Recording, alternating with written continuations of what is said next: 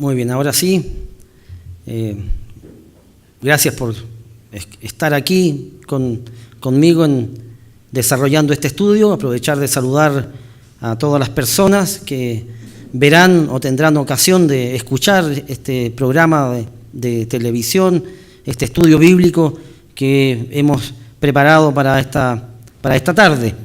Quería comenzar aquí haciendo referencia respecto de algunos estudios que hemos desarrollado en el pasado.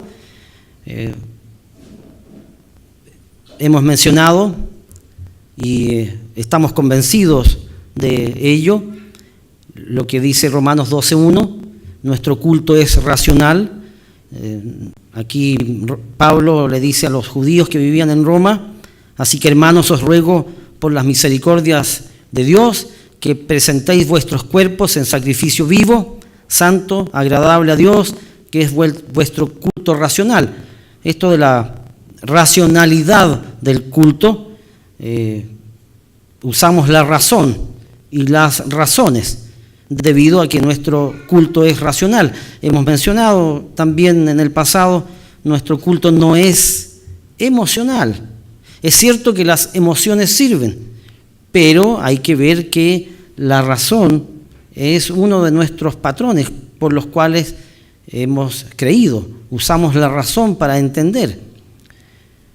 Aquí traje las palabras que se usan para definir la administración o adoración: culto, oficio, servicio religioso. Estos son palabras similares. A veces uno se pregunta por qué le llama al servicio religioso servicio y no le llama culto. Son palabras similares. Peia, ministración de Dios. Y también traje la palabra aquí lógico. Nuestro culto es lógico. Nuestra adoración a Dios es lógica. Así es que, como digo, usamos la razón para entender las verdades que Dios nos ha entregado.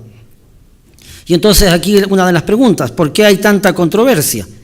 Y esto lo hemos mencionado alguna vez también en el pasado. Hay una Biblia y hay miles de denominaciones religiosas. ¿Por qué ocurre aquello? ¿Por qué hay tanta controversia? ¿Por qué una iglesia tiene una forma de entender las cosas y otra iglesia tiene otra forma de entender las cosas? Aquí traje esta diapositiva, que es para hacer algo, traer en forma simpática algo que es muy cierto. Qué gran suerte que de tantas religiones que hay, yo haya sido criado en la única religión que maneja la verdad, ¿verdad? Y aquí hay distintas formas o distintas religiones, como ustedes pueden ver. Allí hay un judío, también hay un musulmán, ¿verdad? ¿Por qué hay tanta controversia? Una de las razones por las cuales hay tanta controversia es porque no se respetan las reglas de interpretación. Esto es algo de lo cual todos hemos sido testigos. ¿Por qué hay tanta controversia en el mundo en general? Porque no se respetan las reglas de interpretación bíblica. Y las reglas de interpretación bíblicas tienen un gold estándar, tienen una forma lógica de aprenderlas, de enseñarlas y de practicarlas. Y entonces la primera regla, el gold estándar de la regla de interpretación es no sacar los versículos del contexto. Esto es algo que yo invito a todos los que están aquí a que lo aprendamos y lo tengamos siempre en nuestra mente. Si queremos explicar un versículo difícil, no se olvide que ese versículo tiene versículos anteriores y tiene versículos posteriores, de manera que nos permiten enseñar y aprender cuál es la verdad teológica que estamos aprendiendo. Así es que el sacar los versículos del contexto es lo que genera problemas. Por ejemplo, esta es una de las preguntas que nos ha llegado a través de info@iduay.org.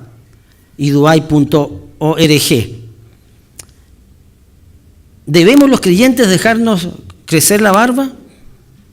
Porque allí en Levítico 21:5 dicen: no harán tonsura en su cabeza, ni raerán la punta de su barba, ni en su carne harán rasguños.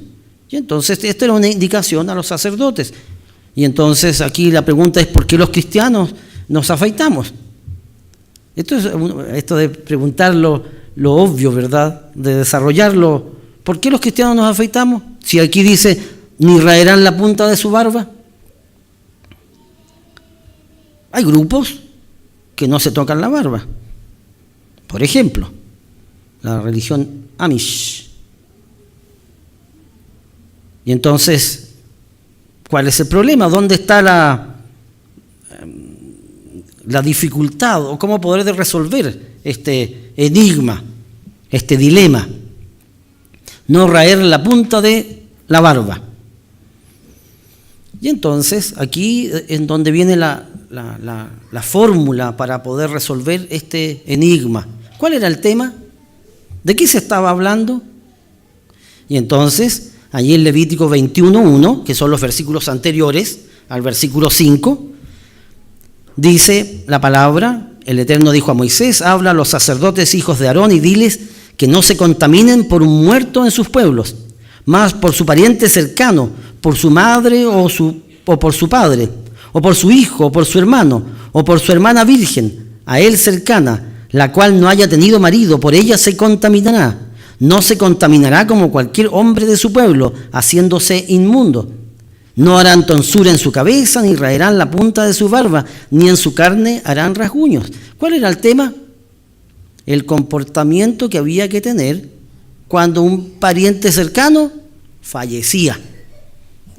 Ese era el tema, de eso se estaba hablando. Eso era Levítico 21:1. Dice aquí: diles que no se contaminen por un muerto en sus pueblos. Porque ¿cuál era el problema? ¿Cuál era el problema?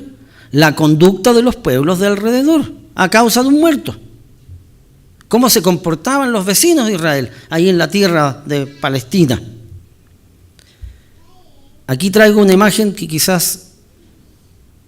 Aquí la tengo.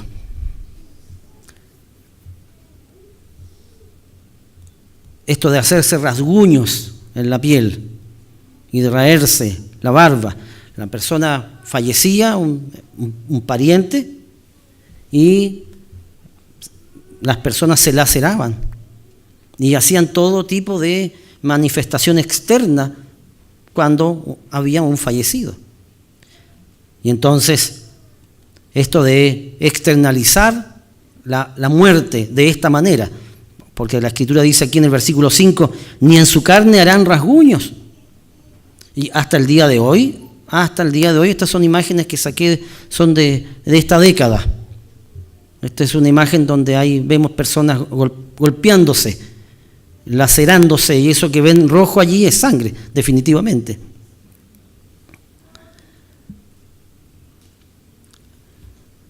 No sacar los versículos del contexto. Aquí traje un ejemplo, una pregunta, otra pregunta. Aquí, si bien la vianda no nos hace más aceptos ante Dios, pues ni porque comamos seremos más, ni porque no comamos seremos menos. Otra pregunta que nos llegó aquí a la página. El dilema planteado por 1 Corintios 8:8. ¿Esto quiere decir que podemos comer cualquier tipo de alimentos? Porque la vianda no nos hace mejores. Pues ni porque comamos seremos más, ni porque no comamos seremos menos. Entonces la pregunta, ¿será aquel versículo sinónimo que podamos comer, o que Dios acepta que comamos cerdo o caballo? ¿O serpiente o mariscos? ¿Cuál es la controversia aquí? El problema, de nuevo, se genera al sacar los versículos del contexto. ¿Cuál era el contexto aquí? ¿De qué se estaba hablando? Se estaba hablando de, y eso lo pueden buscar ustedes en sus Biblias, 1 Corintios 8:1, la versión Reina Valera trae una acápite que dice los sacrificados a los ídolos. Los sacrificados a los ídolos. Y entonces Pablo, comenzando con el tema, dice, en cuanto a los sacrificados a los ídolos, sabemos que todos tenemos conocimiento. El conocimiento envanece, pero el amor edifica. Acerca pues de las viandas que se sacrifican a los ídolos, sabemos que un ídolo nada es en el mundo y que no hay más que un Dios. Pero no en todos hay este conocimiento, porque algunos, habituados hasta aquí a los ídolos, comen como sacrificado a ídolos y su conciencia, siendo débil, se contamina. Para nosotros, para nuestra sociedad actual, es tan fuera de lo común este planteamiento que hace Pablo ahí a los Corintios, sacrificar a los ídolos. En nuestra actualidad, ¿quién sacrifica a ídolos? En nuestra actualidad. ¿Conoce usted a alguien que sacrifique a ídolos? En nuestra actualidad, no. Pero en la actualidad de los hombres del primer siglo, sí. Ahí el culto a Diana, sacrificaban a los ídolos, mataban animales para el sacrificio. Y entonces algunos hermanos caían en conflicto. ¿Cuál era el conflicto? Mire, el comer de los sacrificados a los ídolos, esa carne está contaminada. Y Pablo enseña que un ídolo nada es, pero hay personas que son débiles en conciencia que les causaba conflicto. De eso se estaba hablando. Dice, si bien la vianda no nos hace más aceptos ante Dios, pues ni porque comamos seremos más, ni porque no comamos seremos menos. Entonces Pablo le quita la presión y dice, bueno, si la persona siente en su conciencia que está transgrediendo un mandamiento, no come. Pero tenemos que recordar que ante Dios un ídolo nada es. Ese era el tema. No que uno pueda comer, ¿verdad? Si uno toma solamente el versículo 8, aquí estoy volviendo atrás, y entonces la pregunta, ¿quiere decir que podemos comer cualquier tipo de alimentos? No. De hecho, debemos recordar que para un judío la palabra alimento entra solo en un concepto. Carne limpia, carne de animal bovino limpio, carne de animal ovino limpio, carne de animal ave limpia, carne de insecto limpio. ¿Sí? La palabra alimento para un judío era una sola. Nosotros que vivimos en Occidente, en donde en nuestro mundo contemporáneo actual, ¿cuántas personas guardan las leyes alimenticias? Cuesta tanto encontrar alimentos que no tengan algún tipo de contaminación. Cuanto más la carne de cerdo, que uno va al supermercado y hay cerdo por todas partes, la carne más barata. Por lo demás, que también es un atractivo, los mariscos, también uno va a la pescadería, también uno se encuentra con todo tipo de mariscos, porque en nuestra sociedad eso se considera alimento, pero en la sociedad del primer siglo, judía del primer siglo, alimento era solamente, ¿verdad?, carnes de animales limpios. Así es que 1 Corintios 8:8 no genera conflicto, si es que guardamos el contexto.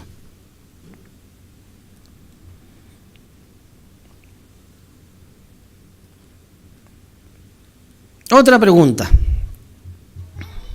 Esto de otras lenguas. Hechos 2:4. Y fueron todos llenos del Espíritu Santo y comenzaron a hablar en otras lenguas, según el Espíritu les daba que hablasen. Otras lenguas. ¿A qué se refiere con otras lenguas? Esto es un tema también que en nuestra cultura religiosa lo tenemos muy bien entendido. No obstante, aquí muchas religiones piensan que aquí los discípulos de Jesús en ese día de Pentecostés hablaron lenguas que se conocen como, o se usa el concepto, lenguas angelicales, que nadie podía entender, que solamente podían entender los que estaban allí. Aquí traje también algo para hacer simpático esta presentación, pero, ¿verdad? Me acordé de nosotros que somos los que en el Club de Oratoria tenemos o hacemos. Si Daya es hablar en lenguas, Pedro Pablo Pérez Pereira también lo es. ¿Cuál es el contexto? Hechos 2:1, la venida del Espíritu Santo en el día de Pentecostés. Cuando llegó el día de Pentecostés, estaban todos unánimes juntos. Y estaban atónitos y maravillados, diciendo: mirad, ¿no son galileos todos estos que hablan? ¿Cómo pues les oímos nosotros hablar cada uno en nuestra lengua en la que hemos nacido? Ese es el tema. Habían venido a Pentecostés de los diferentes lugares del mundo. Habían ido a Jerusalén a guardar Pentecostés. Partos, medos, elamitas, los que habitamos en Mesopotamia, en Judea, en Capadocia, en el Ponto y en Asia. Frigia, Panfilia, Egipto, en las regiones de África, más allá de Cirene, y romanos allí residentes, tanto judíos como prosélitos. Les oímos hablar en nuestras lenguas las maravillas de Dios. Esto de tener Biblias, ¿cómo poder decirlo en una palabra que no sea coloquial simplemente? La Biblia es récord de ventas. Las traducciones se han hecho, pero en innumerables idiomas. Esto de tener Biblias en innumerables idiomas es algo que se vino a lograr en el siglo XIX con el nacimiento de la imprenta. En la antigüedad, por ejemplo en el primer siglo, se manejaban los rollos y las traducciones. Alguna vez escuché o leí que tener una Biblia completa como la que tenemos nosotros era acto de millonarios que tenían acceso a los rollos, ¿sí? Y rollos que estaban en hebreo o que estaban en latín. En el primer siglo estaban las traducciones al griego y nada más. Bueno, y entonces, ¿qué pasa aquí con Frigia, Panfilia? ¿Todos hablaban griego? ¿Todos hablaban hebreo? No, no todos. Algunos. Aquí traje algo anecdótico. 16 lugares, provincias o regiones están mencionados aquí en Hechos 2:4, en los primeros versículos. 16 lugares. Y uno piensa 16 lugares y podríamos pensar que por lo menos deberían haber varias lenguas allí. Además, se usa la expresión judíos y prosélitos. Los prosélitos son los que habían llegado al judaísmo, que venían de distintas áreas y que no eran judíos de raza, por sangre, les podríamos decirlo, sino que se habían vuelto o habían entrado a la religión judía, habiendo aceptado la circuncisión, por ejemplo. Así que la frase que genera conflicto es otras lenguas, pero estas otras lenguas eran lenguas que nadie entendía. No, eran lenguas entendibles, todas, de 16 áreas alrededor de Jerusalén. Y entonces aquí traje las palabras, porque nada como ir al texto griego, ahora que tenemos esta herramienta tecnológica del eSword. Todos los que tienen computadores aquí deberían tener eSword. Todas las personas que me están escuchando deberían manejar esta herramienta y sacarse las dudas. Y entonces aquí la palabra que genera conflicto, otras lenguas. Héteros, otras. Siguiente, diferente, distinto. Y lengua, glosa. Glosa, ¿han escuchado la palabra glosa? Idioma, lenguaje. Así que diferentes lenguajes. La Biblia del lenguaje simple dice, fue así como el Espíritu Santo los llenó de poder a todos ellos y enseguida empezaron a hablar en otros idiomas. En otros idiomas. Eso es lo que estaba mencionando aquí en Hechos 2:4. Así es que, como digo, estas son preguntas que llegan. Las personas en el mundo tienen estas dudas de otras lenguas, ¿eran lenguas inintendibles? No, eran entendibles por todas las personas que habían acudido a guardar la fiesta de Pentecostés allí en Jerusalén.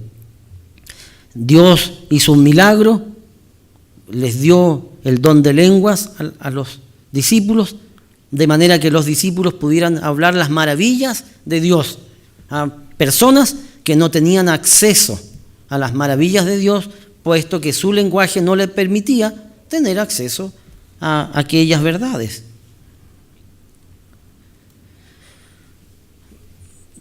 No sacar los versículos del contexto.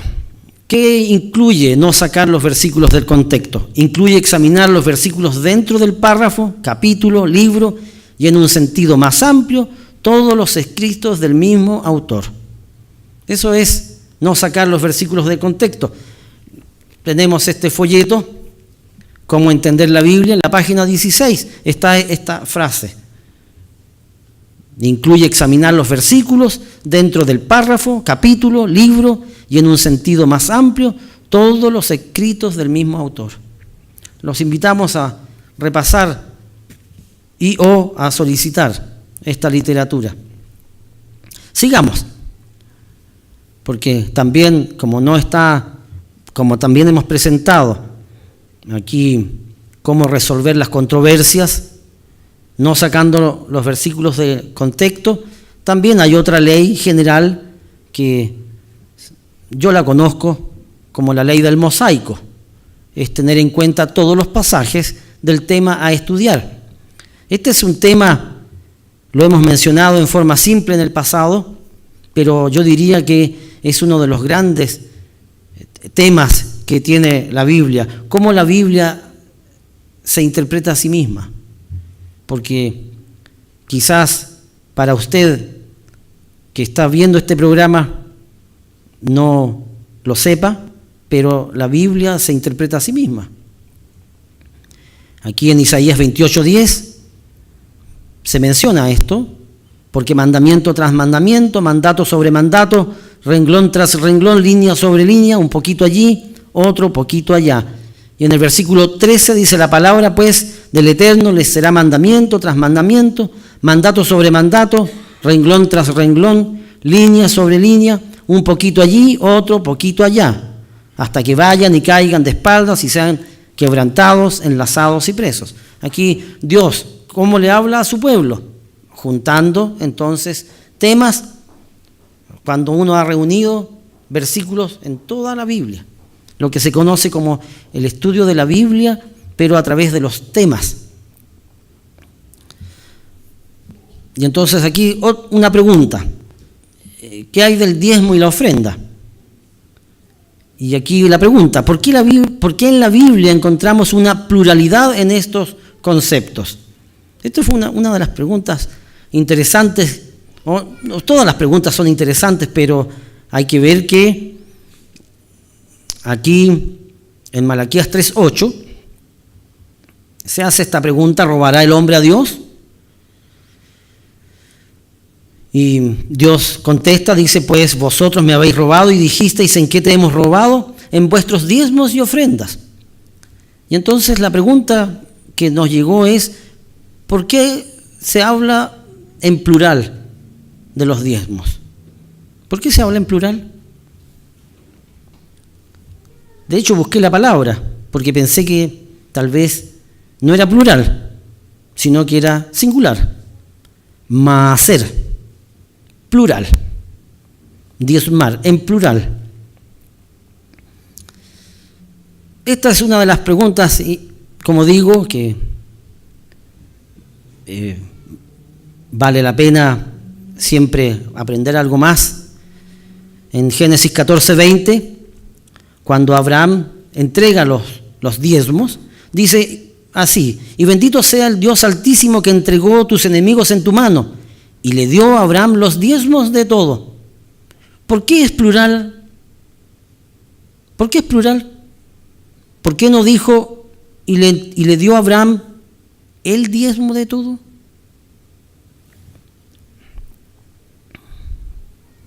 En Génesis 28:22, aquí hablando de Jacob, dice: y esta piedra que he puesto por señal será casa de Dios, y de todo lo que me dieres, el diezmo apartaré de ti. Y entonces uno dice: ¿será lo mismo? ¿Será la misma palabra? Y la palabra que se usa aquí para diezmar, para el diezmo en singular, azar. ¿Se acuerdan de la otra? Ma'asar. Plural. Y esta es singular. Y entonces aquí una de las preguntas: ¿se han preguntado por qué? ¿Será que Casiodoro de Reina se equivocó al traducir? Y con tanta persecución, porque no se olviden que uno de los méritos que tiene la Biblia de Casiodoro de Reina, Cipriano Valera, Casiodoro de Reina, fue que se hizo bajo persecución. Y entonces uno dice: bueno, quizás con esto de ir en una carreta, con una vela, quizás tradujo mal. ¿Será posible aquello? ¿O será que definitivamente estamos hablando de palabras que son en su origen diferentes? Y entonces aquí la ley del mosaico. De nuevo, la Biblia no se contradice, sino que se complementa. Según entendemos, existen 3 diezmos. 3 diezmos. El diezmo que se entrega al sacerdocio levítico, lo puede ustedes leer en casa, Levítico 27:30, y el diezmo de la tierra, así de la simiente de la tierra como del fruto de los árboles del Eterno es cosa dedicada a el Eterno. No se podrá tocar. Números 18:21, he aquí yo he dado a los hijos de Leví todos los diezmos en Israel por heredad, por su ministerio, por cuanto ellos sirven en el ministerio del tabernáculo de reunión. Está el diezmo que comemos para la fiesta de tabernáculos, para las fiestas santas. Allí lo pueden buscar más adelante en Deuteronomio 16, allí donde el Eterno nuestro Dios haya decidido poner su nombre, allí entonces uno lleva un diezmo que uno guarda. Y la misma Escritura dice que si fuere tan largo el camino a donde fuéremos, en donde el lugar donde el Eterno tu Dios hubiese querido poner su nombre, venderás el diezmo y después lo darás por todo lo que tu alma desea. La verdad, la expresión segundo diezmo no existe. Se sigue traduciendo como diezmo, pero la forma en cómo se gasta o cómo se usa, entonces nos permite a nosotros hablar de un diezmo que se entregaba al sacerdocio levítico, un diezmo que lo usamos para las fiestas santas y otro diezmo que se sacaba cada 3 años. Al fin de cada 3 años sacarás todo el diezmo de tus productos de aquel año y lo guardarás en tus ciudades. Y vendrá el levita que no tiene parte ni heredad contigo, y el extranjero, el huérfano y la viuda que hubiera en tus poblaciones, y comerán y serán saciados, para que el Eterno tu Dios te bendiga en toda obra que tus manos hicieren. 3 diezmos. 3 diezmos. La ley del mosaico. Una de las formas para estudiar las Escrituras. Por una parte, no se olviden, no sacar los versículos del contexto. Sacar los versículos del contexto es una de las causas por las cuales hay tanta controversia en el mundo. Y por otra parte, no respetar la ley del mosaico. Los temas en la Biblia se estudian por temas, desde el principio de la Biblia hasta el final de la Biblia. Y la Biblia no se contradice, sino se complementa. Si quiere más información, podemos entregársela. Si usted tiene alguna duda, podemos ayudarlos. Puede escribir aquí a iduay.org. Puede solicitar nuestra literatura, cómo entender la Biblia, las creencias fundamentales de la Iglesia de Dios. Aquí están nuestros teléfonos. También el link para que soliciten sus respuestas a sus dudas. También, ¿qué enseña la Biblia respecto al diezmo? Acá también lo tenemos. Esta literatura es gratuita. Si tiene dudas, puede solicitar, como dije, aquí a info@iduay.org. Haremos lo posible por contestarle. Y también la revista Las Buenas Noticias, las 2 últimas publicaciones que se entregan gratuitamente para todo aquel que lo solicite.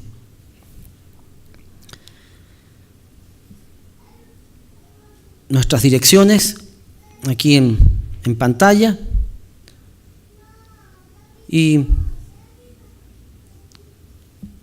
desearles a todos que hayamos aprendido un poquito más de las Escrituras a través de estos 2 principios de interpretación: no sacar los versículos del contexto y también la ley del mosaico. Buenas tardes a todos.